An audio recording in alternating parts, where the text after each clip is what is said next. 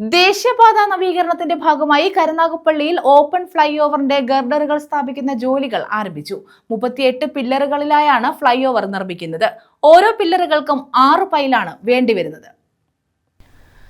ദേശീയപാത വികസനത്തിന്റെ ഭാഗമായി കരുനാഗപ്പള്ളി നഗരത്തിൽ നിർമ്മിക്കുന്ന ഓപ്പൺ ഫ്ലൈ ഓവറിന്റെ ഗർഡറുകൾ സ്ഥാപിക്കുന്ന പ്രവൃത്തിയാണ് ആരംഭിച്ചത്. 38 പില്ലറിലായാണ് ഫ്ലൈ ഓവർ നിർമ്മിക്കുന്നത്. ഓരോ പില്ലറുകൾക്കും 6 പൈലാണ് വേണ്ടിവരുന്നത്. പിയർ ഗ്യാപ്പിൽ 5 ഗർഡർ വീതം സ്ഥാപിക്കും. കരോട്ട് ജംഗ്ഷൻ, ഹൈസ്കൂൾ ജംഗ്ഷൻ എന്നിവിടങ്ങളിലാണ് ഗർഡറുകൾ നിർമ്മിക്കുന്നത്. തിരക്കുമൂലമുള്ള അസൗകര്യം പരിഗണിച്ച് സമീപ പ്രദേശത്ത് ഒഴിഞ്ഞുകിടക്കുന്ന സ്ഥലങ്ങൾ ഗർഡർ നിർമ്മാണത്തിനായി ഉപയോഗിക്കുന്നത് സംബന്ധിച്ചും നിർമ്മാണ കമ്പനി പരിശോധിച്ചു വരികയാണ്. ലാലാജി ജംഗ്ഷനിൽ നിന്നാരംഭിക്കുന്ന ഫ്ലൈ ഓവറിന്റെ നീളം 1.2 കിലോമീറ്ററായി വർദ്ധിപ്പിച്ചിരുന്നു.